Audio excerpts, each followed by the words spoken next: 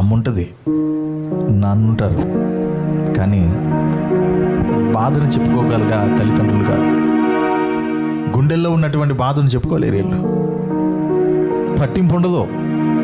నాకంటూ ఒక కొడుకున్నాడని, నాకంటూ ఒక కూతురు ఉందని, వారికి ఏదో ఇబ్బందులు ఉన్నాయి, ఒక తల్లిగా ఒక తండ్రిగా నేను ఆదరించాలి అని కనీసపు ఆలోచన కూడా లేకుండా తల్లిదండ్రులను వదిలేసినటువంటి, బిడ్డలను వదిలేసినటువంటి తల్లిదండ్రులు కూడా లేకపోలేదు. ఇదిగో అలాంటి వారితో కూడా ఒక మాట ఏంటో తెలుసా?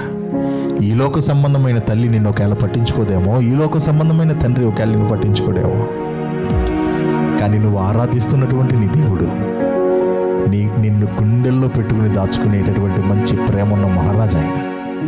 నీ మాటకి పడి చచ్చిపోతాడు ఆయన. నువ్వు ఆయన పాదాల దగ్గరికి వెళ్ళి ఒక్క మాట చెప్పుకుంటే ఆయన తట్టుకోలేడు. నీ కళ్ళల్లో కన్నీరు చూసి ఆయన నెమ్మదిగా ఉండలేడు, సమాధానంగా ఉండలేడు. నేను గుండెల్లో దాచుకునే నీ తండ్రి నీకున్నాడు పరలోకంలో. హృదయంలో కాపాడుకునే అమ్మలాంటి, నాన్నలాంటి, వారికంటే ఉన్నతమైన ప్రేమ కలిగిన, హృదయం కలిగిన తండ్రి ఒక ఆయన పరలోకంలో ఉన్నాడు. ఆయన నమ్ముకున్నావుగా, విశ్వాసం ఉంచావుగా, అందుకే నీకు ఆయన ఒక అధికారం ఇచ్చాడంట. అదే ఈరోజు దేవుని మాట. ఏంటి అధికారం తెలుసా?